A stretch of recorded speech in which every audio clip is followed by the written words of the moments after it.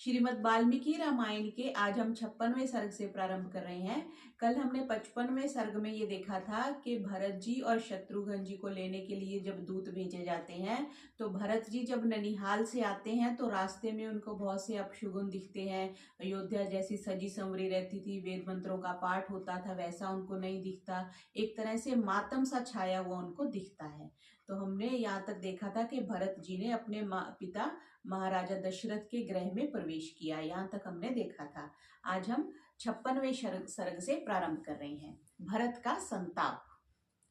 अपश्यंस्तु ततस्तत्र पितरं पितुरालये जगाम भरतो द्रष्टुम मातरम मातुरालये। पिता को उनके भवन में ना देख भरत जी अपनी माता का दर्शन करने के लिए उनके गृह में गए।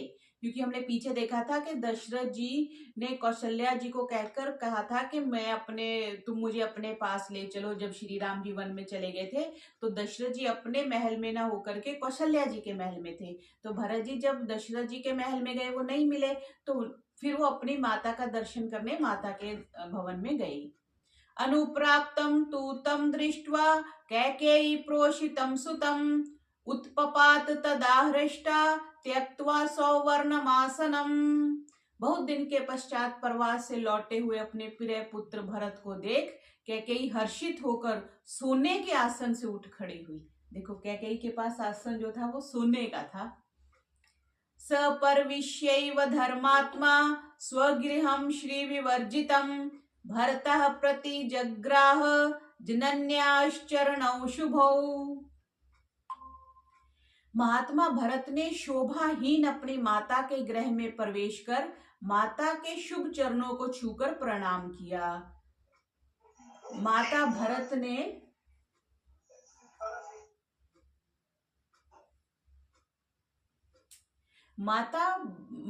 भरत ने शोभाहीन मतलब अपनी माँ, उनकी माँ का जो गृह था वो भी शोभाहीन था।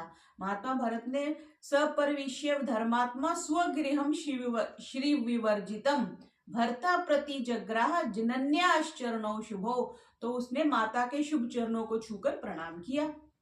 तम मूर्धनि समो उपपाग्राय परिष्वज्य यशस्वनिम अंके भरतम आरोप्य प्रष्टुम समुच्च प्रकर्मे। कैकेयी भरत जी का मस्तक सूंघ उसे हृदय से लगा और गोदी में बैठाकर उससे पूछने लगी। गोदी में बैठा, इतने छोटे थे भरत जी, युवा तो हो ही गए, विवाह तो उनका हो ही गया था। गोदी में बैठाकर उससे पूछने लगी, आर्य कस्ते सुकुशली युधा जिन्मातुलस्त्व प्रवासाच सुखम पुत्रम सर्वम मे वक्तुम अर्हसि। हे वत्स, तुम्हारे नाना अश्वपति, भरत जी के नाना का नाम अश्वपति और मामा युधाजित, ठीक है, इनको लिख लेंगे, तो कुशल पूर्वक है ना, प्रवास में तुम सुख पूर्वक तो रहे, यह सब मुझे बतलाओ। एवं पृष्ठस्तु कैकेय्या प्रियं पार्थिव नंदनः आचष्ट भरता सर्वं मात्रे राजीव लोचनः। माता के इन प्रिय प्रश्नों के पूछने पर कमल नेत्र राजपुत्र भरत ने अपनी माता को वहां का सारा वृत्तांत कह सुनाया। अम्बायाः कुशलीता तो युधा जिन्मातुलश्च मे यदहं प्रष्टुमिच्छामि तदम्बा वक्तुम अर्हसि। आपके पूज्य पिता और मेरे नाना तथा मामा युधाजित कुशल पूर्वक हैं। हे माता, अब मैं जो कुछ पूछूं वह मुझे बताइए। शून्यो अयम सैन्यस्ते पर्यंको हेम भूषितः न च अय अविक्षाकुजनः प्रहिष्टा प्रतिभाति में। स्वर्ण भूषित आपका यह पलंग महाराज के बिना सूना क्यों है? क्योंकि महाराज जी, पीछे भी हमने देखा था कि जब राजमहल से आते थे तो कैकेयी के महल में जाते थे। तो स्वर्ण भूषित आपका यह पलंग महाराज के बिना सूना क्यों है? राजकीय भृत्य वर्ग भी मुझे प्रसन्न दिखाई नहीं दे रहे। भृत्य वर्ग कौन हो गए? जो कर्मचारी, नौकर इत्यादि। राजा भवती भूयिष्ठिम आहंबाया निवेशने तम अहम नाद्य पश्यामि द्रष्टुम इच्छन्निहागतः। महाराज पराये आपके ही भवन में रहा करते थे, यही समझकर मैं उनके दर्शन करने के लिए यहाँ आया था, किंतु उन्हें यहाँ भी नहीं देख रहा हूं। पितु गृहीष्ये चरणौ तम ममाख्याहि पृच्छतः आहो स्वीदम ज्येष्ठाय कौसल्याय निवेशने। मुझे बताओ कि पिताजी कहाँ हैं, मैं उनके चरण युगल में प्रणाम करूंगा। चरणौ दो आ गए ना, रामा रामौ रामः, तो दो आ गए, मैं उनके चरण युगल में प्रणाम करूंगा। हिंदी भी कितना सुंदर भाष्य की है। पिताजी ज्येष्ठ माता कौशल्या के घर में तो नहीं है। तम प्रत्युवाच कैकेयी प्रियवद घोरम अप्रियम अजानन्तं प्रजानन्ति राज्य लोभेन मोहिता। राज्य लोभ से मोहित संपूर्ण वृत्तांत को जानने वाली कैकेयी महाराज का वृत्तांत न जानने वाले भरत से प्रिय संवाद के रूप में यह घोर अप्रिय वचन बोली। कैकेयी महाराज का वृत्तांत न जानने वाले भरत से प्रिय संवाद के रूप में, मतलब मीठा बना के उसने बोला क्या, या गति सर्वभूतानां ताम गतिम ते पिता गतः राजा महात्मा तेजस्वी यायुजुकः सताम गतिः। पुत्र, जो गति सारे प्राणियों की होती है, तुम्हारे पूज्य पिता भी उसी गति को प्राप्त हुए। तेजस्वी यज्ञशील महात्मा दशरथ सज्जनों की गति को प्राप्त हुए हैं। तेजस्वी यायुजुक, यायुजुक शब्द प्रयोग किया किसके लिए, यज्ञशील के लिए, जो यज्ञ करता है। याज्ञिक, वैसे याज्ञिक बोल देते हैं आजकल हम। तच्छ्रुत्वा भरतो वाक्यम हा हतो अस्मीत्युक्त्वा शुचिः पपात सहसा भूमौ पितृशोक बलार्दितः। कैके की यह बात सुन निष्कपट भरत पितृशोक से व्याकुल हो और हाय मैं मारा गया ऐसा कहकर सहसा भूमि पर गिर पड़े। सरुदित्वा चिरं कालं भूमो विपरिवृत्य च जननीं प्रत्युवाचेदं शोकैर्बहुर्भिरावृतः। चिरकाल तक भूमि पर लेटकर और रोते हुए शोकाक्रांत भरत ने अपनी माता से कहा, अभिक्षेक्ष्यतीं रामं नु राजा यज्ञं नु यक्ष्यते इति अहं कृत संकल्पो हृष्टो यात्रा मयाशिषम्। हे माता, महाराज श्री राम का राज्याभिषेक करेंगे और स्वयं कोई यज्ञ अनुष्ठान करेंगे, ऐसा संकल्प कर मैंने प्रसन्न होकर अपनी यात्रा आरंभ की थी। क्योंकि वो लेने गए थे ना, अब कोई हमें लेने आता है तो हमें लगता है कि कुछ अर्जेंट ही होगा ना। जैसे हमने भी किसी को जल्दी बुलाना है तो हम क्या कहते हैं, गाड़ी भेज दो, तो गाड़ी जाएगी तो बस उनको लेके ही आ जाएगी। अदरवाइज हम फोन करते हैं कि तुम आना, तो वो गाड़ी की व्यवस्था करेंगे, या गाड़ी है तो ड्राइवर देखेंगे तो फिर वो आएंगे। तो इसलिए वो कहते हैं मैंने ऐसे सोचा कि महाराज या तो श्री राम का राज्याभिषेक करेंगे या कोई बड़ा अनुष्ठान करना होगा, इसलिए मेरे को बुला रहे हैं। तद्दिदं हि अन्यथा भूतं व्यवर्दीर्णं मनो मम पितरं यो न पश्यामि नित्यं प्रियहिते रतम्। परंतु यह तो मैं उल्टा ही देख रहा हूँ, अपने सदा हितैषी पिताजी को ना देखने के कारण मेरा हृदय विदीर्ण हो रहा है। अम्बकेन त्यागद्राजा व्याधिना मयनागते धन्या रामादायः सर्वे यही पिता संस्कृतः स्वयं। हे माता, पिताजी को कौन सा रोग था कि मेरे आने से पूर्व ही वे परलोकवासी हो गए। श्री राम आदि बंधु धन्य है जिन्होंने पिताजी का अंत्येष्टि संस्कार किया। अब उनको पता नहीं है क्या क्या सिचुएशन हुई। क्व सपानी सुख स्पर्शस तातस्य क्लिष्ट कर्मणः येन मारज साध्वस्तम अभीक्षणम परिमार्जति। हाँ, महाराज का वह सुख स्पर्शी हाथ जो मेरे धूल धसरित शरीर को झाड़ा करता था, अब कहाँ गया। यो मे भ्राता पिता बंधुर यस्य दासो अस्मि धीमतः तस्य मां शीघ्रमाख्याहि रामस्य क्लिष्ट कर्मणः। अच्छा, जो मेरे भ्राता पिता और बंधु हैं, जिन बुद्धिमान का मैं दास हूँ, उस सरल स्वभाव राम के विषय में तो मुझे बताओ, वे कहाँ हैं। जो मेरे भ्राता मीन्स श्री राम को दशरथ जी भरत जी अपना भ्राता पिता और बंधु सब कह रहे हैं। जिन बुद्धिमान का मैं दास हूँ, उस सरल स्वभाव राम के विषय में मुझे बताओ, वे कहाँ हैं। पिता हि भवति ज्येष्ठो धर्म आर्यस्य जानतः तस्य पादौ गृहीष्यामि स हिदानीं गतिर्मम।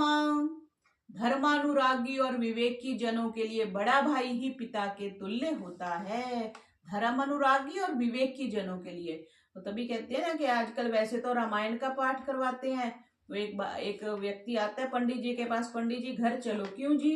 रामायण का पाठ करवाना है। किस खुशी में जी? कि मैं पता नहीं बहुत वर्षों के बाद भाई के साथ मुकदमा लड़ रहा था जमीन के लिए, तो मैं जीत गया हूँ इसलिए। तो पंडित जी बोलते काहे काम तुम रामायण का पाठ करवाओगे, तुमने खुद तो मुकदमा कर रखा था भाई से। तो वो कह रहे हैं कि धर्म अनुरागी और विवेकी जनों के लिए बड़ा भाई ही पिता के तुल्य होता है। इस समय वे ही मेरा आश्रय है, मैं उनकी चरण वंदना करूंगा।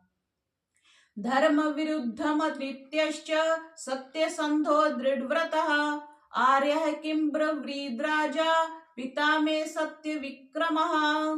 धर्मज्ञ, धर्म का अनुष्ठान करने वाले, सत्य प्रतिज्ञ और दृढ़ व्रत पूज्य पिताजी मेरे विषय में क्या आज्ञा कर गए हैं। पश्चिमं साधु संदेशम पश्चिमं साधु संदेशम इच्छामि श्रोतुम आत्मनः इति पृष्टा यथा तत्वम कैकेयी वाक्यम अब्रवीत। मैं अपने विषय में पिताजी का अंतिम संदेश सुनना चाहता हूँ। भरत के इस प्रकार पूछने पर कैकेयी ने यथार्थ बात कही। रामेति राजा विलप्न हासीते लक्ष्मणेति च स महात्मा परम लोकम गतो गति मतांबरः। तुम्हारे पिता हा राम, हा लक्ष्मण, हा सीते इस प्रकार विलाप करते हुए परलोकवासी हो गए। देखो कितनी चतुर है, उन तीनों का नाम लिख दिया और खुद वो वहां पे थी भी नहीं, क्योंकि वहां पास में तो सुमित्रा और कौशल्या ही थे। और वो बता रही है भरत जी को ऐसा, इमाम तु पश्चिमाम वाजम व्याजहार पिता तव काल धर्म परिक्षिप्तः पाशैरिव महागजः। बंधन बंधे हुए गजराज की भांति काल धर्म से विवेश होकर तुम्हारे पिताजी ने अंतिम समय कहा था, सिद्धार्थे नरारामम आगतम सीतया सह लक्ष्मणम च महाबाहुम द्रक्ष्यन्ति पुनरागतम। जो लोग सीता सहित श्री राम और महाबाहु लक्ष्मण को वन से लौटा हुआ देखेंगे वे ही सफल मनोरथ होंगे। अरे ये क्या बात कह दी? कैकेयी कह रही है कि जो लोग अंतिम समय उन्होंने क्या कहा कि जो लोग सीता सहित श्री राम और महाबाहु लक्ष्मण को वन से लौटा हुआ देखेंगे वे ही सफल मनोरथ होंगे। तत्श्रुत्वा विषसादैवं द्वितीया प्रिय शंशनात् विषण्ण वदनो भूत्वा भूयः पप्रच्छ मातरम। इस प्रकार इस दूसरी अप्रिय बात को सुनकर भरत जी और अधिक दुखी हुए और फिर विषाद पूर्ण मुख वाले भरत ने माता जी से पूछा, क्व चेद इदानीं स धर्मात्मा कौसल्यानंदवर्धनः लक्ष्मणेन सह भ्रात्रा सीतया च समं गतः। माता, वे धर्मात्मा कौशल्या के आनंद को बढ़ाने वाले राम, देखो बार बार ये आता है कौशल्या आनंदवर्धनः, कौशल्या के आनंद को बढ़ाने वाले। श्री राम का एक ये नाम है, ये जो श्री राम के नामावली पढ़ते हैं उसमें एक ही आता है कौशल्यानंद वर्धन। लक्ष्मणेन सह भ्रात्रा सीता या समम गता, कौशल्या के आनंद को बढ़ाने वाले राम इस समय भाई लक्ष्मण और सीता के साथ कहाँ गए हैं। तथा पृष्ठा यथा तत्वम आख्यातुम अपचक्रमे मातस्य युगपद्वाक्यम विप्रियम प्रिय संशया। भरत के इस प्रकार पूछने पर कैकेयी ने यह समझकर कि भरत राम वन गमन से प्रसन्न होगा, महाराज दशरथ मरण की बात कहने के पश्चात दूसरी अप्रिय बात कहनी आरंभ की।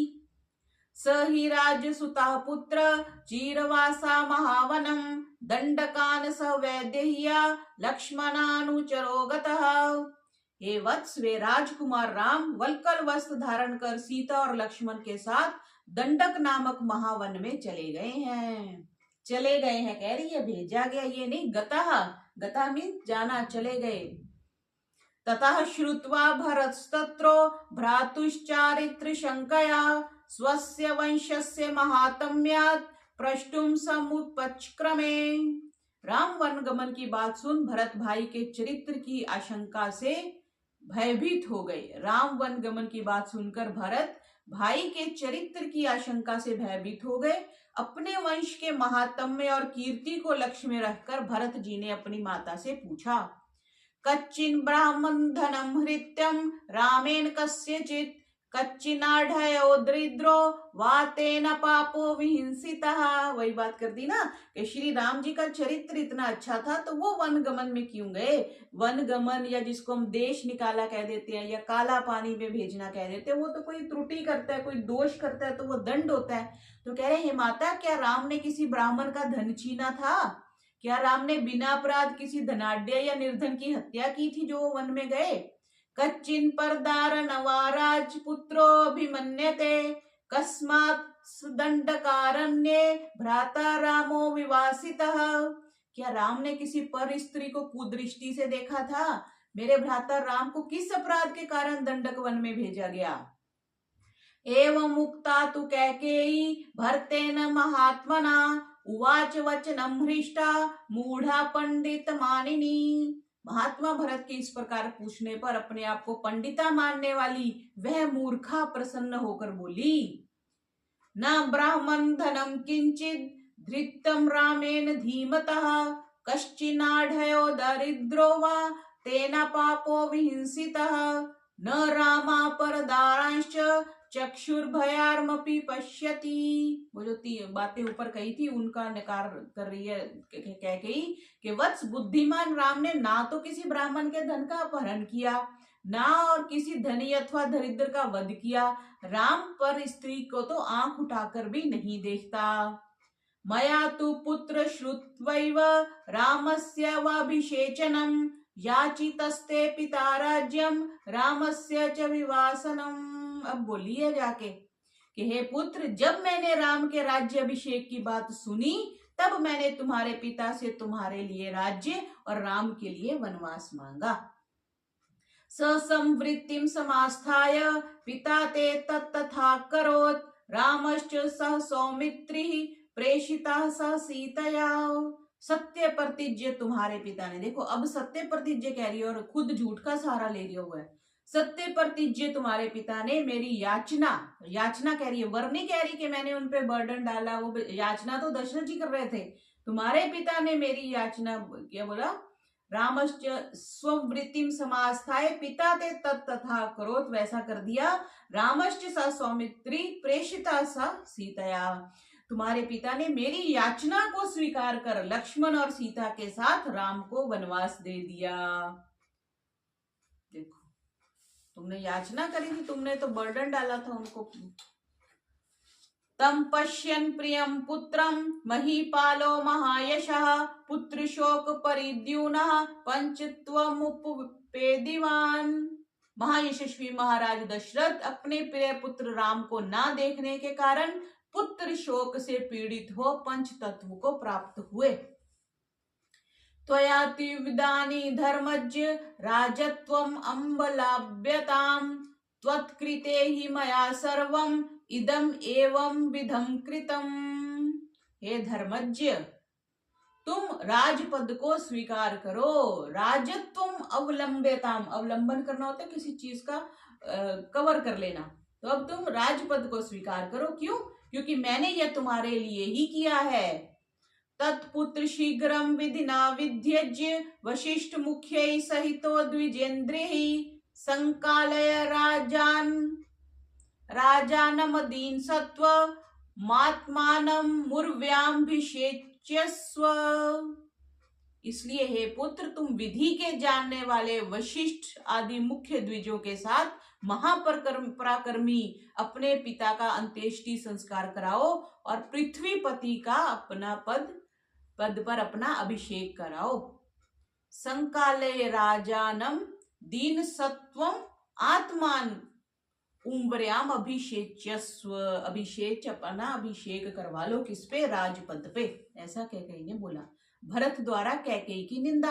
अब आगे 57वें सर्ग में क्या, श्रुत्वा तु पितरं वृत्तं भ्रात्रौ च विवासितौ भर्तो दुख संतप्त इदं वचनं ब्रवीत।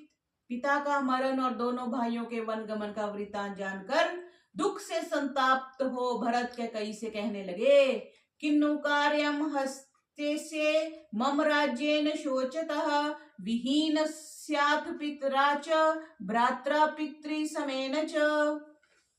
पिता और पितृ तुल्य भाई रहित होने के कारण मेरा तो सर्वनाश हो गया।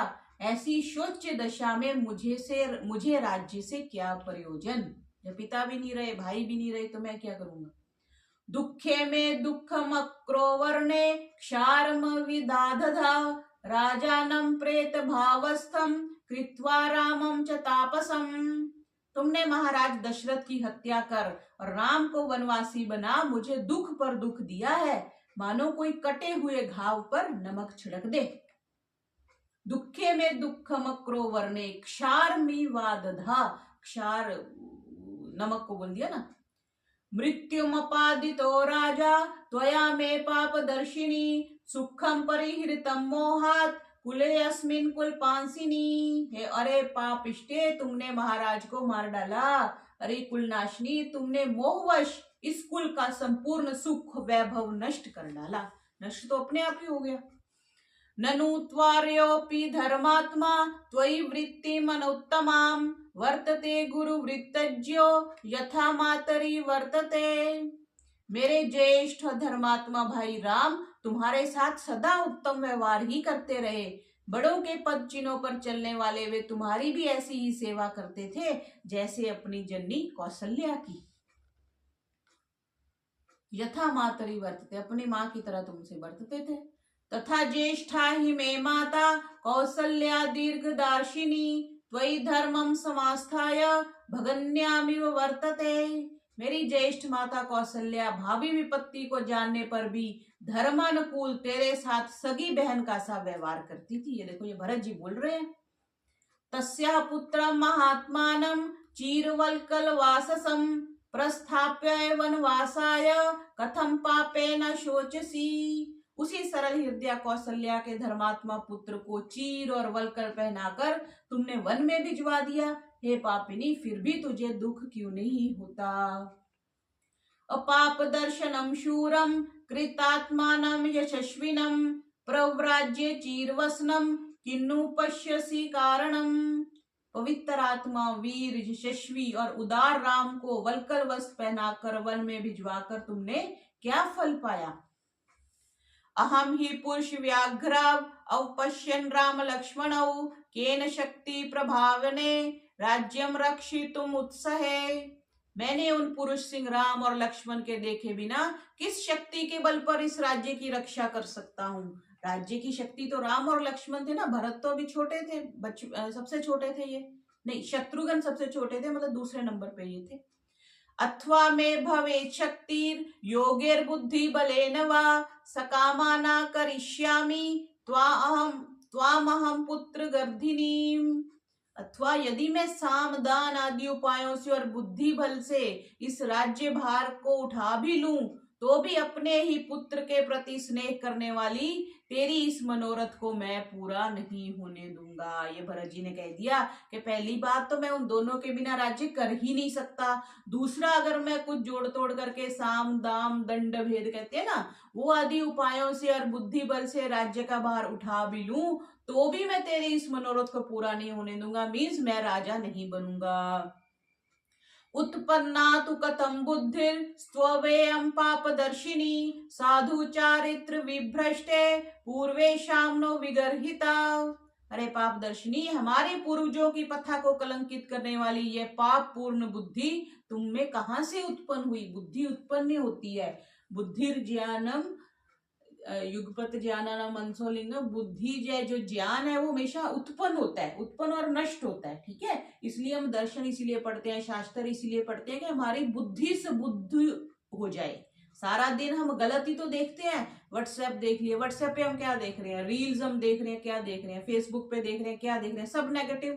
चोरी कैसे करनी है, धोखा कैसे करना है, रिश्तों में दरार कैसे डालनी है, कितने वीडियोस आप देख रहे हैं कि बुआ के खिलाफ बोल रहे हैं, बहू के खिलाफ बोल रहे हैं, सास के खिलाफ बोल रहे हैं। तो दरार डालने का काम कोई डायरेक्ट नहीं होता, ये इनडायरेक्ट ही तो हो रहा है। बुआ को घर में नहीं आने देना, राखी पे नहीं आने देना, भैया दूज पे नहीं आने देना, पुत्र वधू सास के साथ ऐसा कर रही है, सास बहू के साथ ऐसा कर रही है। तो वो बुद्धि को भ्रष्ट करने का तो मामला सारा दिन ही हमें मिल रहा है, पड़ोस में मिल रहा है, गली में मिल रहा है, बाजार में मिल रहा है, सहेलियों में मिल रहा है। लेकिन बुद्धि को सही रास्ते पे चलाने वाला तो बस शास्त्र बच गया है, और या सत्पुरुषों की संगति मिल गया। सत्पुरुष रहे भी कहाँ है, जो भी है, हर कोई तो अपना एक नौकरी पेशा हो गया, धन धान्य वाले हो गए। उस दिन ही कोई पंडित जी बता रहे थे कि पंडित जी भी तो पंडित जी नहीं रहे। अगर पंडित जी को दान देने निकले तो पंडित जी भी तो पंडित जी नहीं रहे, वो तो नौकरी पेशा हो गए, वो भी तो वैश्या कुल में आ गए, वैश्य वर्ग में आ गए ना, ब्राह्मण वर्ग में तो नहीं रहे। बहुत कम लोग हैं जो ब्राह्मण वर्ग में। क्यों? क्योंकि समाज ने ब्राह्मणों का भरण पोषण करना बंद कर दिया, इसलिए उन्होंने ब्राह्मण वृत्ति छोड़ करके वैश्य वृत्ति अपना ली। तो वही कह रहे हैं कि बुद्धि तुम्हारे अंदर, ये पाप पूर्ण बुद्धि कहां से आ गई। इसलिए बुद्धि के लिए सारा जुगाड़ होता है कि हम अच्छा सुने, अच्छा देखें। भले ही इसमें हमें लगता है कि कुछ आनंद नहीं मिल रहा, कुछ मन में उकलाहट नहीं हो रही, कुछ अपना ऊर्जा नहीं पैदा हो रही, लेकिन शांत हो रहा है। जो सारा दिन का तूफान होता है ना, वो जब हम 1 घंटा भी पाठ कर लेते हैं तो मन शांत हो जाता है। मन में थोड़ा कुछ अच्छे विचार पढ़ते हैं, कुछ संस्कृत के शब्द पढ़ते हैं, कुछ हमारे पूर्वजों का हमें ज्ञान होता है, ताकि हमारी बुद्धि सही हो जाए। तो भरत जी कह रहे हैं कि तुम्हारी पाप पूर्ण बुद्धि तुम में कहां से उत्पन्न हुई। अस्मिन् कुले ही पूर्वेशाम ज्येष्ठो राज्य अभिषिच्यते अपरे भ्रातरस्तस्मिन् प्रवर्तन्ते समाहितः। रघुवंश की यह परंपरा रही है कि बड़ा भाई ही राज्य का अधिकारी होता है और छोटे भाई उसके अधीन सब कार्य करते हैं। न तु कामं करिष्यामि त्वाहं पाप निश्चये निर्वर्तिष्यामि वनात् भ्रात्रं स्वजन प्रियम। हे पाप निश्चय, मैं तुम्हारे इस मनोरथ को कभी पूरा नहीं होने दूंगा। मैं स्वजन प्रिय, अपने लोगों का जो प्रिय है, अपने भाई राम को वन से लौटा कर लाऊंगा। किन्नु ते दूष यद्राजा रामो वा भृश धार्मिकः ययो मृत्युर्विवासश्च त्वत्कृते तुल्यमागतौ। भला बताओ, तो महाराज दशरथ ने और परम धार्मिक राम ने तुम्हारा क्या बिगाड़ा था, जो तुमने महाराज को तो मार दिया और राम को वन में निकाल दिया। मृत्युर्विवास, उनको तो मृत्यु पहुंचा दी और उनको वनों में बिछा दिया। तुल्यमागतौ, दुष्यद राजा रामो वा भृश धार्मिका, इतने धार्मिक राम थे, उन्होंने तुम्हारा क्या बिगाड़ा था। त्वत्कृते में पिता वृत्तो रामश्चारणायमाश्रितः अयशो जीवलोके च त्वयाहं प्रतिपादितः। इसमें क्या कह रहे हैं, तेरे ही कारण मेरे पिताजी मृत्यु को ग्रास हुए हैं और मेरे भाई राम वनवासी हुए। संसार में मेरे लिए तुमने अपयश का बीज बोया है। अयशो, यश अपयश एक ही चीज होगी ना, यश का विपरीत अयश हो गया। अयशो जीवलोके च त्वया अहम प्रतिपादिता, तुमने मेरे लिए अयश पैदा कर दिया। रामश्चारणायम आश्रितः, पिता जो थे वो त्वत्कृते में पिता, मेरे पिता चले गए और राम जो है वन में चले गए। न त्वं स्वपतेः कन्या धर्मराजस्य धीमतः राक्षसी तत्र जातासी कुल प्रध्वंसनी पितुः। तुम बुद्धिमान एवं धर्मात्मा अश्वपति की कन्या कहलाने योग्य नहीं हो। बुद्धिमान और धर्मात्मा अश्वपति, अश्वपति कौन थे? कैकेयी के पिता, भरत के नाना। मेरे पिता के कुल को नष्ट करने के लिए तुम तो उस घर में राक्षसी पैदा हुई है। भरत जी ने बहुत कटु वचन बोले थे कैकेयी जी को, प्रमाण में दिख ही रहा है। अंग प्रत्यंग जह पुत्रो हृदय चापि जायते तस्मात् प्रियतमो मातुः प्रिया एव तु बांधवः। यहाँ क्या कह रहे कि पुत्र माता के अंग प्रत्यंग और हृदय कमल से उत्पन्न होता है, अतः वह माता को अत्यधिक प्रिय होता है। अन्य बांधव तो केवल प्रिय होते हैं। ऐसी परम प्रिय वस्तु का वियोग माता के लिए कितना दुखदायी होगा, तुमने यह भी नहीं विचारा। अंग प्रत्यंग जह, जह मीन्स पैदा होना, उससे कि पुत्रो हृदय चापी जाए थे, पुत्र जो होता है वो, ये कहते हैं कि शतपथ ब्राह्मण में ये वाक्य आता है, अंगात अंगात संभवसी हृदय दधी जायसे, हृदय से और अंग प्रत्यंग से जो पुत्र उत्पन्न होता है, इसलिए पुत्र माता को बड़ा प्रिय होता है और उसका वियोग जो है वो बहुत दुखदाई होता है। आन्याय च महाबाहुम कौसल्याया महाबलम स्वयमेव परवेक्ष्यामि वनम मुनि निषेवितम। मैं महाबली विशाल भुजा वाले कौशल्या नंदन राम को वन से लौटाकर, कौशल्या नंदन दूसरा नाम आ गया, नंदन तो बहुत जगह मिल जाता है ना, पीछे क्या आया था कौशल्या आनंद वर्धन, अब आ गया कौशल्या नंदन, ये तो बहुत बार आया शब्द। कौशल्याया महाबलम, मैं महाबली विशाल भुजा वाले कौशल्या नंदन राम को वन से लौटाकर स्वयं मुनि सेवित वन में प्रवेश करूंगा। अहमप्य वनिम प्राप्ते रामे सत्य पराक्रमे कृतकृत्यो भविष्यामि विप्रवासित कल्मषः। सत्य पराक्रमी भ्राता राम के अयोध्या में लौटकर राज्य प्राप्त कर लेने पर मैं सफल मनोरथ हो जाऊंगा तथा श्री राम के निर्वासन के पाप का मार्जन कर सकूंगा। पाप तो हुआ ही ना, उसके आपके कारण अगर किसी को कष्ट हो रहा है तो पाप तो हमें लगेगा ना। इति नागई वारण्ये तोमरंग कुशोदितः पपात भुवि संक्रुद्धो निस्वंसन्निव पन्नगः। भरत जी इस प्रकार विलाप करते करते तोमर और अंगकुश के प्रहार से उत्पीड़ित हाथी के समान क्रोध में भरकर पृथ्वी पर गिर पड़े और सर्प की भांति फुंकारे मारने लगे। मतलब इतना उनको क्रोध आ गया और वो उनका अपने शरीर पर नियंत्रण नहीं रहा। आगे 58वां सर्ग, इसमें अब भरत की शब्द हैं। तथैव क्रोशतस्तस्य भरतस्य महात्मनः कौसल्या शब्दमाज्याय सुमित्रा इदं ब्रवीत। इस प्रकार रोते चिल्लाते हुए भरत जी के कंठ स्वर को पहचान महारानी कौसल्या सुमित्रा से बोली, आगता क्रूर कार्यायाः कैकेय्या भरतः सुतः तम अहम द्रष्टुमिच्छामि भरतम दीर्घदर्शिनम। जान पड़ता है क्रूर कर्मा, क्रूर कार्याया, क्रूर कर्म करने वाली, क्रूर कर्मा कैकेयी का पुत्र भरत आ गया है, मैं उस दीर्घदर्शी भरत को देखना चाहती हूँ। एवं उक्त्वा सुमित्रां स विवर्णा मलिना कृशा प्रतस्थे भरतौ यत्र वेपमाना विचेतना।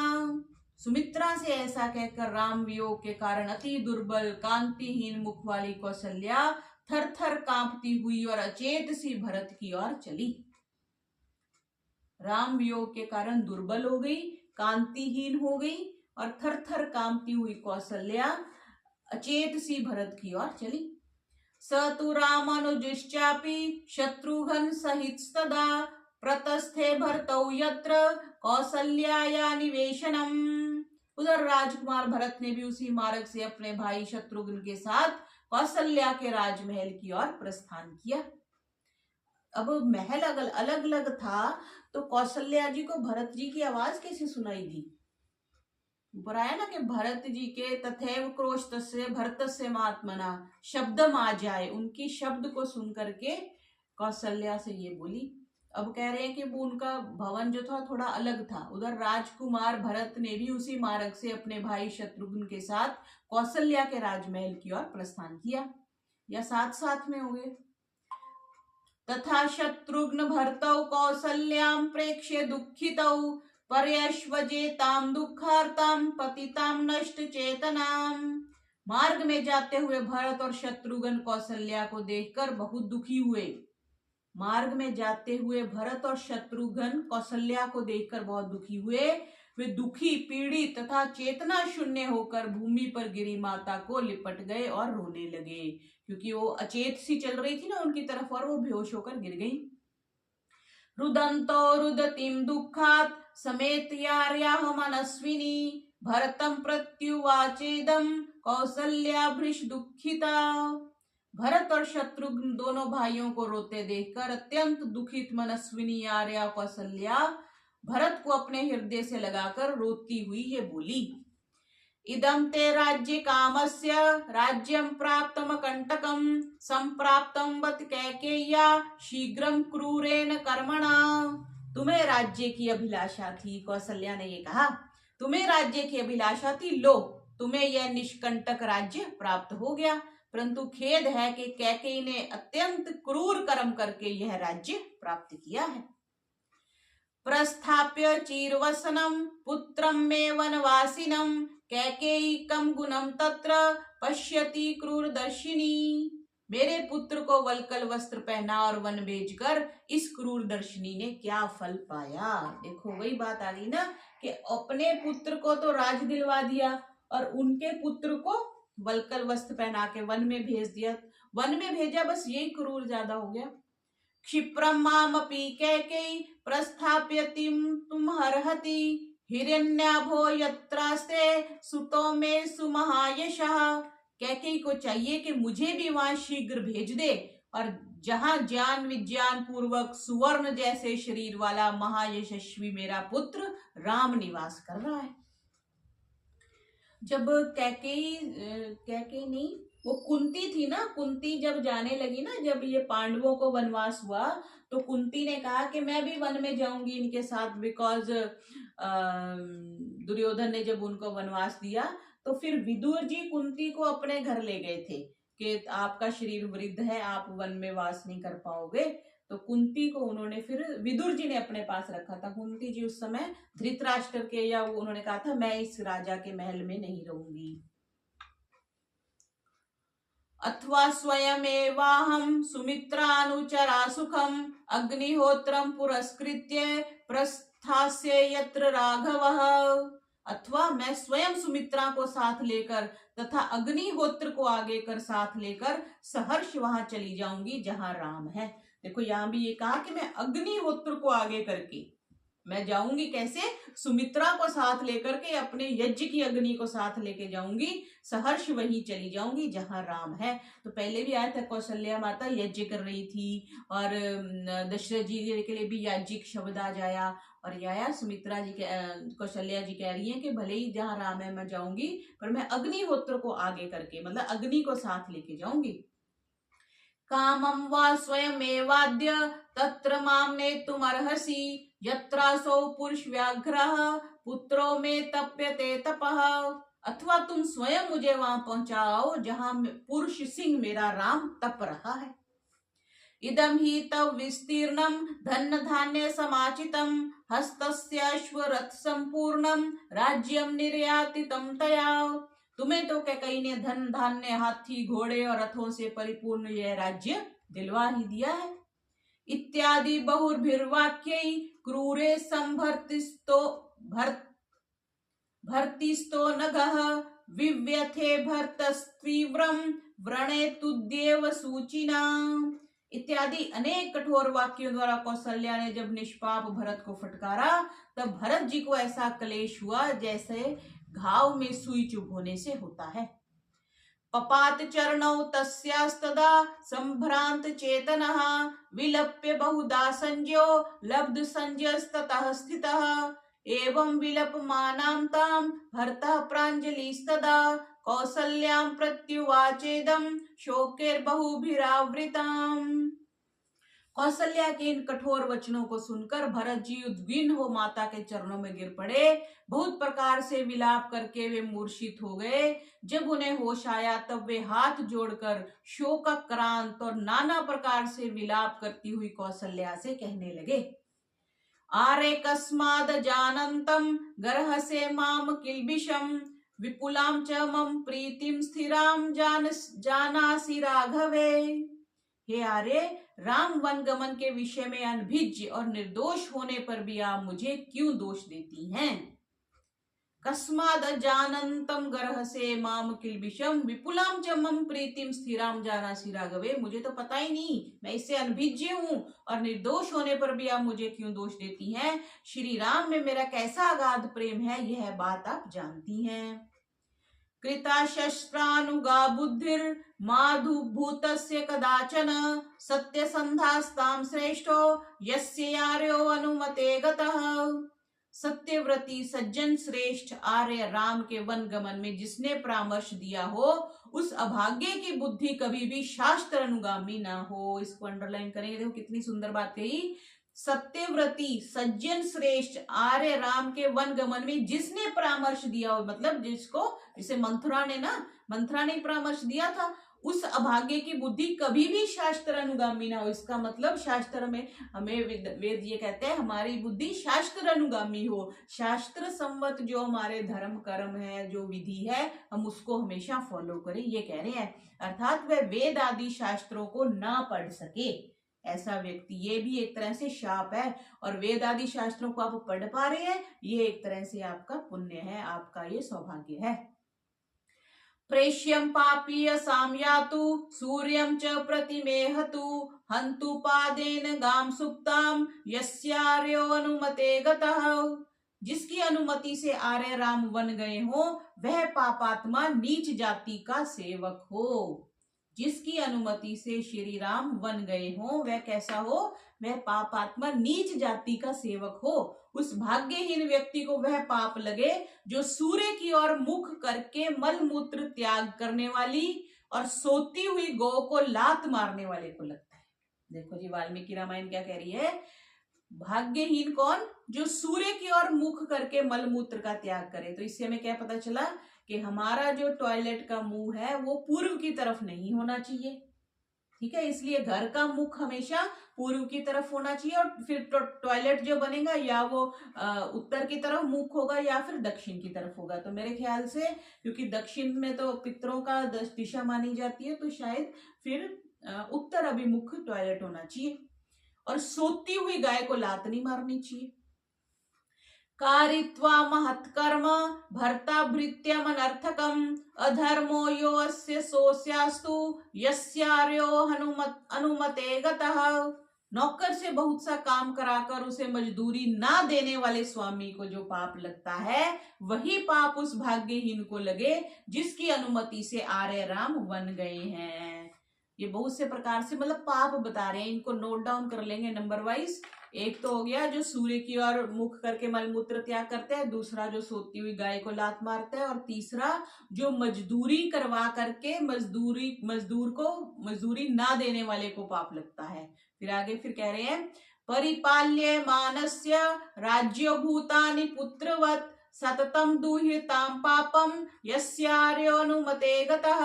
श्री राम जिसके परामर्श से वन गए हो, भेजे गए हो, उसे वही पाप लगे जो पुत्रवत प्रजा का पालन करने वाले राजा के प्रति विद्रोह करने वाले को फल लगता है। अब राजा के प्रति विद्रोह क्या हो गया जी, राजद्रोह हो गया। जैसे ये जो सड़कें तोड़ देना, ये जो क्या करते हैं, ये हड़ताल कर देते हैं, है ना, रोड बंद, सड़कें जाम, रेल जाम कर दिया, ये सारे राजद्रोह है, ये देशद्रोह जिसको आजकल हम कह देते हैं ना, क्योंकि राज हम इसलिए नहीं कहते क्योंकि राजा नहीं है। अदरवाइज जो राज्य कर रहे हैं जैसे मोदी जी हैं, हमारे राष्ट्रपति हैं, उनके खिलाफ बोलना, या जो भी मुख्यमंत्री हैं, जो भी राज्य अधिकारी हैं, उनके खिलाफ बोलना भी एक तरह से राजद्रोह है। पर वो कह रहे हैं कि उसको पाप लगता है जो पुत्रवत राज्य का पालन करते हुए प्रजा का पालन करते हैं, पर उसके प्रति जो विद्रोह करता है, लोगों को भड़काना, अगेंस्ट करना, जैसे राष्ट्रीय प्रॉपर्टी है उसको तोड़ना फोड़ना, ये लोग आग लगा देते हैं बसों को, वो सारे राजद्रोह में आते हैं, तो उसको पाप लगता है। वो कह रहे हैं कि जिसने राम जी को भेजा हो उसको ये सारे पाप लगे। फिर आगे कह रहे हैं छठा भाग, बलिषड्भाग मुद्रित्य नृपास्य रक्षतः प्रजा अधर्मो यो अस्य सोस्यास्तु यस्यार्यो अनुमते गतः। जो सम्राट प्रजा से छठा भाग कर लेकर भी प्रजा की रक्षा ना करे, उस अन्यायी राजा को जो पाप लगता है वही पाप उस व्यक्ति को लगे जिसकी सम्मति से आर्य राम वन में गए हैं। मतलब जो छठा भाग कर लेते हैं। आजकल सरकार कितना लेती है, सरकार तो सारा ही ले लेती है सैलरी वालों को, बिजनेस वाले तो अपना बचा लेते हैं, ये जो होते हैं आपके एग्रीकल्चर वाले भी अपना बचा लेते हैं, बिजनेस वाले भी बचा लेते हैं, सैलरी वाला कहाँ बचाएगा, उसकी तो खाते में आ रही है सीधी। तो सैलरी वालों से ज्यादा सरकार लेती है, लेकिन लाभ किनको मिलता है, जो नहीं कमा रहे। अब जैसे मैं वही कल परसों ही कुछ दिन सोच रही थी, हमारे पड़ोस में ऐसे लोग हैं जिनके पास 4-4 मकान है, 25-25, 30-30 लाख के, लेकिन उनको फ्री राशन मिल रहा है, फ्री सारी सुविधाएं मिल रही है। अभी किसी ने ऑपरेशन करवाया है, वो आयुष्मान कार्ड से ऑपरेशन करवाया है। जिसके पास 1 करोड़ की प्रॉपर्टी है ना, अच्छी इनकम है, उसके पास तो आयुष्मान कार्ड भी है, उसके पास राशन का फ्री कार्ड भी है। और जो सैलरी वाला 25-30 हजार कमा रहा है उसका सारा गड़बड़ हो रहा है, क्योंकि उसको सारा पे करना पड़ रहा है। तो यहाँ पे कह रहे हैं कि जो छठा भाग कर लेकर भी प्रजा की रक्षा नहीं करता, उस अन्यायी राजा को जो पाप लगता है, वही पापी पाप उस व्यक्ति को लगे जिसकी सम्मति से आर्य राम वन को गए हैं। संश्रुत्य च तपस्वीभ्य सत्रे वै यज दक्षिणाम ताम विप्रलाप्ताम पापम यस्यार्यो अनुमते गतः। यज्ञ में ऋत्विज्यों को दक्षिणा देने की प्रतिज्ञा करके जो पीछे दक्षिणा ना दे, ऐसे मिथ्यावादी को जो पाप लगता है, वही पाप उसे लगे जिसकी सम्मति से आर्य राम वन में गए हैं। तो यज्ञ करवाओ तो उसमें जो दक्षिणा आपने नियत करी, पहले नियत कर देते हैं ना कि इतनी दक्षिणा देंगे, तो वो दक्षिणा देनी होती है। हस्तस्याश्वरथ संबाधे युद्ध शस्त्र समाकुले मास्मकार्षितस्ताम धर्मम यस्यार्यो अनुमते गतः। ये बहुत प्रसिद्ध प्रसंग है, बहुत सी कथाओं में आप सुनोगे ये भरत जी ने ये जो पाप गिनाए हैं, क्योंकि ये भरत जी वो सिद्ध करना चाहते हैं, जैसे कोई व्यक्ति अपने को सिद्ध करना चाहता है, कहते हैं ना जिसने ये किया हो उसको ये पाप लगे, है ना। तो साधारण व्यक्ति के तो बात में दम नहीं होता, पर यहाँ पे महात्मा भरत हैं, तो वो कह रहे हैं तो ये एक तरह से सारे जो पाप है वो किसके लिए गिना रहे हैं, कैकेयी के लिए गिना रहे हैं। हस्तस्याश्वरथ संबाधे युद्ध शस्त्र समाकुले मास्मकार्षितस्ताम धर्मम यस्यार्यो अनुमते गतः। हाथी घोड़े रथ शस्त्र से सुसज्जित होकर भी जो संग्राम में वीरोचित कार्य ना करे, अर्थात युद्ध से परांगमुख होकर भागे, ऐसे कायर व्यक्ति को जो पाप लगता है, वही पाप उस व्यक्ति को लगे जिसकी अनुमति से आर्य राम वन में गए हैं। उपदिष्टम सूक्ष्मार्थम शास्त्रम यत्नेन धीमता स नाश्यस्तु दुष्टात्मा यस्यार्यो अनुमते गतः। जिसके परामर्श से राम वन गए हैं, वह दुष्टात्मा बुद्धिमान गुरु द्वारा उपदिष्ट परलोक साधक एवं सूक्ष्म तत्व वाले शास्त्र को भूल जाए। देखो ये क्या बात कह दी कि जिसने भी अनुमति दी है वह दुष्ट आत्मा गुरु बुद्धि द्वारा उपदिष्ट परलोक साधक, परलोक का साधक शास्त्र को बताया यहाँ पे, एवं सूक्ष्म तत्व वाले शास्त्र को भूल जाए। हम शास्त्र किस लिए पढ़ते हैं कि हमारी बुद्धि तीक्ष्ण हो, हम सूक्ष्म विषयों को समझ सकें, और परमात्मा सबसे सूक्ष्म विषय है, इसको हम उसको समझ सकें। तो ये कह रहे हैं कि वो उसकी बुद्धि को भूल जाए, मतलब जिसने जो जानता भी है तो भूल जाए। माचतम व्युड्वाह्यासम चंद्रार्क सम तेजसम द्राक्षिद्राज्य रथमासीनम यस्यार्यो अनुमते गतः। जिसके परामर्श से आर्य राम बन गए हैं, वे विशाल बाहु समुन्नत स्कंध चंद्र सूर्य के समान तेजस्वी श्री राम का राज्य अभिषेक ना देख सके, अर्थात तब तक जीवित ना रहे, मर जाए। पायसम कृसरम छागम वृथा सोष्णातु निघृणः गुरुश्चाप्यवजानातु यस्यार्यो अनुमते गतः। ब्रह्म संध्या, ब्रह्म यज्ञ जिसको हम संध्या कहते हैं, देव यज्ञ, अग्निहोत्र, पितृयज्ञ, अतिथि यज्ञ और बलि वैश्व देव यज्ञ के बिना जो व्यक्ति खीर, तिल, चावल खाता और बकरी का दूध पीता है, तथा गुरु को देखकर खड़े ना होने वाले और गुरु को प्रणाम ना करने वाले व्यक्ति को जो पाप लगता है, वही पाप उस पापी को लगे जिसकी अनुमति से आर्य राम वन में गए हैं। तो एक तरह मैं जो महात्मा भरत है वो सारे पाप गिना रहे हैं कि एक तो ये 5 यज्ञ जो नहीं करता, 5 महायज्ञ जो महर्षि दयानंद ने लिखे हैं ना, सत्यार्थ प्रकाश में भी लिखे हैं, पंच महायज्ञ विधि में भी लिखे हैं। तो ये 5 यज्ञ एक तो प्रतिदिन करने हैं, दूसरा बिना करे जो अब बकरी का दूध पीता है, ये शब्द आया है। व्यक्ति खीर, तिल, चावल खाता है और बकरी का दूध पीता है, और गुरु को देखकर जो खड़े नहीं होता और उनको नमस्ते नहीं करता, उनको जो पाप लगता है वो उस व्यक्ति को लगे। इसका एक और नीचे विषय दे रहे हैं कि वेद में है कि श्रोत्रिय की अतिथि संज्ञा है, उसके खाने से पूर्व नहीं खाना चाहिए। एशवातिथिर्यच्छो तस्मात् पूर्वो न अश्नीयात्, मतलब जब तक अतिथि ना खा ले तब तक स्वयं नहीं खाना चाहिए। अगर कोई अतिथि आए तो पहले उनको खिला के फिर खाना चाहिए। और मनुस्मृति के 3 अध्याय में है अघम स केवलम भुंक्ते य पच्त्यात्म कारणात् यज्ञ शिष्टाशनम हेते तत्सतामन्नम विधीयते। जो केवल अपने लिए पकाता है वो पाप ही खाता है। मानी यज्ञ शेष ही सज्जनों का भोजन है, यह सनातन विधान है। मतलब यज्ञ में डाल करके दूसरों को खिला करके ही खाना चाहिए। सबसे पहले पूछ कर भोजन को फिर खाया कर। भूखा प्यासा पड़ा पड़ोसी, तूने रोटी खाई क्या। उसमें है ना, प्रेमी भरकर प्रेम में ईश्वर के गुण गाया कर। मन मंदिर में गाफिला, झाड़ू रोज लगाया कर। दुखिया पास पड़ा है तेरे, तूने मौज उड़ाई क्या। भूखा प्यासा पड़ा पड़ोसी, तूने रोटी खाई क्या। पहले सबसे पूछ कर भोजन को फिर खाया कर। मन मंदिर में गाफिला, झाड़ू रोज लगाया कर। तो वही कह रहे हैं कि दूसरों को खिला करके फिर खाना चाहिए।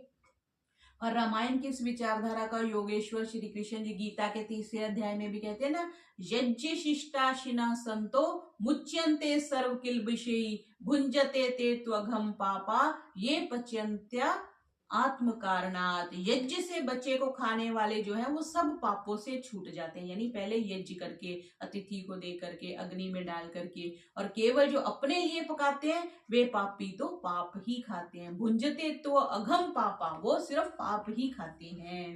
और गुरु के अभिवादन के संबंध में मनु जी 2 अध्याय में क्या लिखते हैं, शय्यासने अध्याचरिते श्रेयसा न समाविशेत, शय्या आसनस्थश्चैवेनम प्रत्यु उत्थाय अभिवादयेत। ये हमने मनुस्मृति में भी पढ़ा था कि गुरु के प्रयोग में आने वाले आसन और शैया पर स्वयं ना बैठे।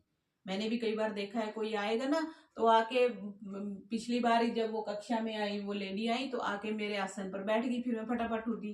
तो कभी भी किसी के आसन पे भी नहीं बैठना चाहिए। और जो निर्धारित दिख रहा है कि किसी का आसन है बैठने का, उस पर तो बिल्कुल ही नहीं बैठना चाहिए। और शैया पे भी नहीं बैठना चाहिए। यदि स्वयं आसन या शैया पर बैठा हो और गुरु आ जाए तो शैया अथवा आसन से उठकर उन्हें नमस्ते करनी चाहिए। आसन का तो बहुत ध्यान रखना चाहिए कि हम किसी के घर में भी जाएं तो अब क्या होता है, कई बार पता नहीं होता, तो घर बैठने से पहले उससे पूछ लो क्या मैं यहाँ बैठ जाऊं। क्योंकि कई बार क्या होता है, कईयों ने कुछ बिछा नहीं रखा होता या पता ही नहीं होता, लेकिन कईयों का एक निर्धारित स्थान होता है। जैसे मेरे गुरुजी थे, शर्मा अंकल थे, तो वो एक सोफा था उनके घर में, डबल सीटर था, तो एक साइड में हमेशा वो बैठते थे। तो हमें पता होता था कि ये जो सीट है उस पर हम कभी नहीं बैठते थे। एक बार मैं अपनी किसी फ्रेंड को लेके गई उनसे मिलवाने, वो बराबर जाके उनके पास बैठ गई। तो मुझे भी बड़ा महसूस हुआ कि पढ़े लिखे बच्चों को भी बहुत सी बातें नहीं पता होती। मतलब आप गुरु के सम्मान गए हो, आप उनसे कुछ शिक्षा लेने गए हो, कुछ पूछने गए हो, उनके बिल्कुल बराबर जाके बैठ गई। तो वो स्थान जो था, सोफे में भी एक प्लेस जो थी वहां पे सिर्फ शर्मा अंकल बैठते थे, तो वहां पे मैंने देखा कोई नहीं बैठता था, क्योंकि ये उनके लिए निर्धारित था। हालांकि उस पर कोई आसन नहीं बिछा हुआ था, कुछ नहीं था, पर एक तो इसलिए कभी भी किसी के विशिष्ट व्यक्ति के पास जाओ, उससे मिलने जाओ तो पूछ लो क्या मैं यहाँ बैठूं। ऐसे ही नहीं कोई भी आसन उठाया और उस पर बैठ गए। तो यहाँ पे ये कह रहे हैं कि जो गुरु को प्रणाम नहीं करता अपने आसन से उठ के, उसको वो पाप लगे जिसके बोलने से श्री राम वन को गए हैं। गाश्च स्पृस्तु पादेन गुरुन परिवेद्य स्वयं, मित्रे दुह्येत सोवत्यंतम यस्यार्यो अनुमते गतः। गौ को पैर से छूने वाले, यानी गाय को पैर नहीं लगाना चाहिए। गाश्च स्पृस्तु पादेन, गाय को पैर मारने वाला, गुरुजनों की निंदा करने वाले,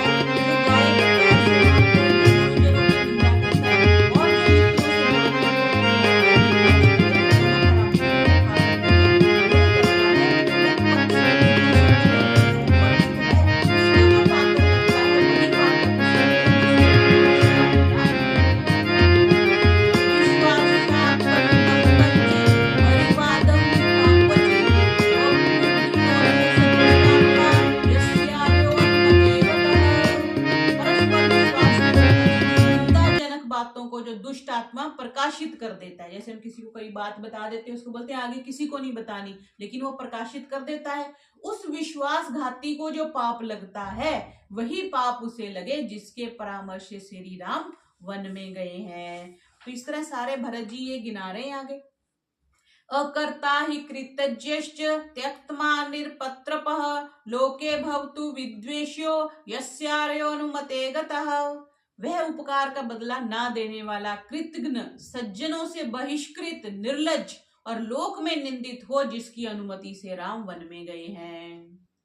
पुत्रैदारैश्च भृत्यैश्च स्वगृहे परिवारितः स एको मृष्टमश्नातु यस्यार्यो अनुमते गतः।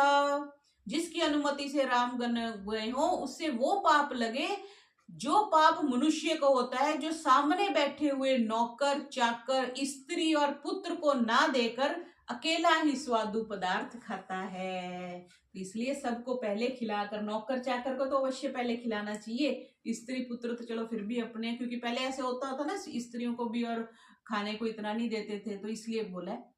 अप्राप्य सदृशान दारान पत्य प्रमीयताम अन्वाप्य क्रियाम धर्म्याम यस्यार्योनुमते गतः। वह अनुकूल पत्नी को बिना पाए पुत्रहीन होकर मर जाए, और वह यज्ञ आदि धार्मिक क्रियाओं को बिना किए मर जाए, जिसकी सम्मति से आर्य वन में गए हो। मतलब यज्ञ आदि धार्मिक क्रियाओं को ना कर सके और मर जाए, और पुत्रहीन होकर मर जाए।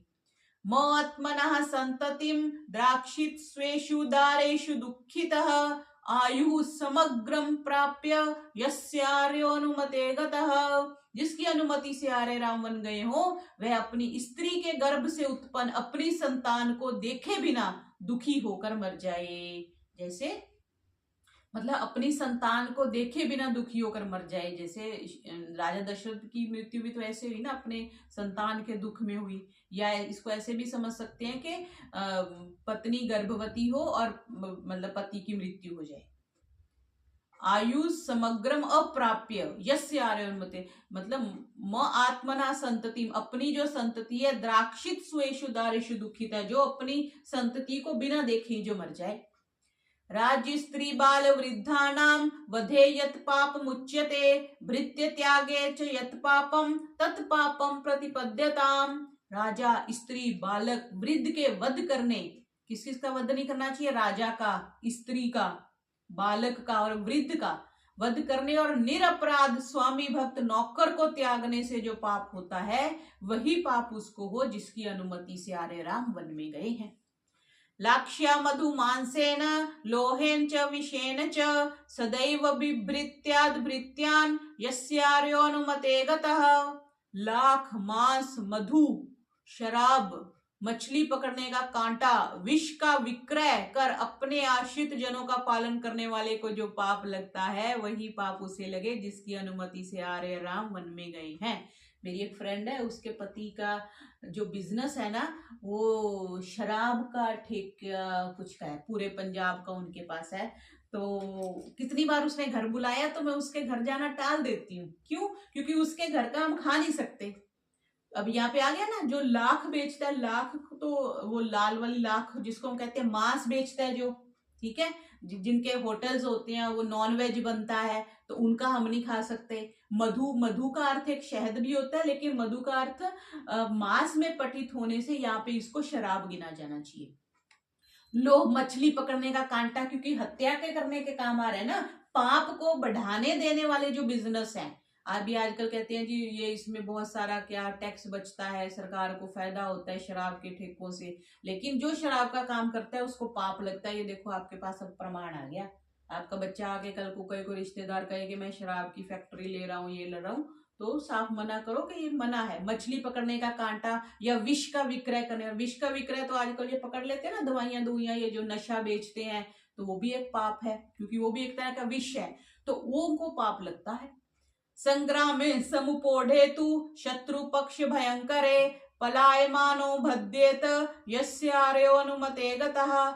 जो मनुष्य भयंकर सैन्य दल देखकर युद्ध से परांग मुख होकर भागता हुआ मारा जाए, ऐसे पापी को जो पातक लगता है, अथवा संग्राम से भागे हुए शत्रु को मारने वाले को जो पाप लगता है। संग्राम से भागे हुए शत्रु को, मतलब जो जान बचा के भाग रहा है, वही पाप उसको लगे जिसकी अनुमति से श्री राम वन को गए हों। कपाल पानी पृथ्वी मट्टाम चीर संवृतः भिक्षमानो यथोन्मत्तौ यस्यार्योनुमते गतः।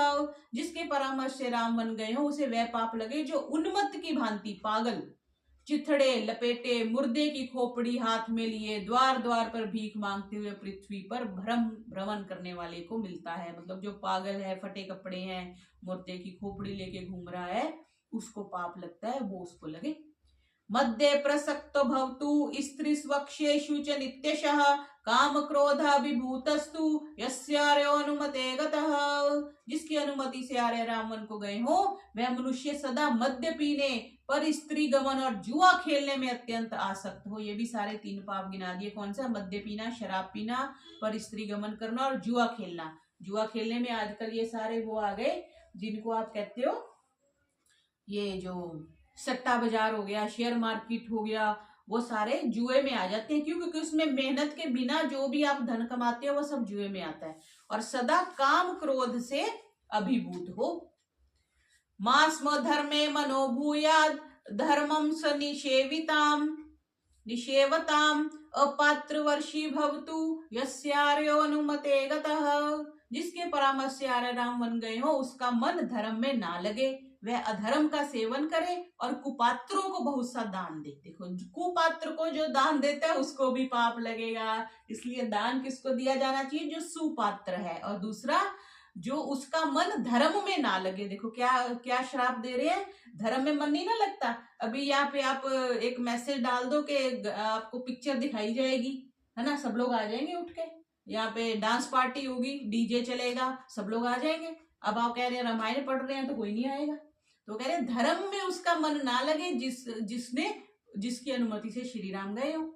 संचितानस्य वित्तानि विविधानि सहस्रशः दस्यु अभिपिर्पलुप्यन्ताम यस्यार्योनुमते गतः। जिसके परामर्श से राम बन गए हो उसकी विधि पूर्वक कमाई हुई धन संपत्ति को दस्यु लोग लूट कर ले जाएं, चोर डाकू ले जाएं। उभे संध्या शयानस्य यत् पापं परिकल्पते तच्च पापम भवेतस्य यस्यार्योनुमते गतः। सायं और प्रातः काल की दोनों संधियों में सोने वाले व्यक्ति को जो पाप लगता है। हमारी नानी बोलती थी संध्या काल हो गया, अगर कोई पिताजी लेटे भी होते थे ना तो कहते थे उठ के बैठ जाओ, संध्या का टाइम हो गया। तो क्यों कहते थे? ये देखो प्रमाण आ गया आपके पास। सायं और प्रातः काल की, आप भी सुन लो जो लेट उठते हो सूर्योदय के बाद, सायं और प्रातः काल की दोनों संधियों में सोने वाले व्यक्ति को जो पाप लगता है वही पाप उस व्यक्ति को लगे जिसकी अनुमति से आर्य राम वन में गए हों। यदग्निदायके पापम यत् पापम गुरु तल्पगे मित्रद्रोहे च यत् पापम तत् पापम प्रतिपद्यताम।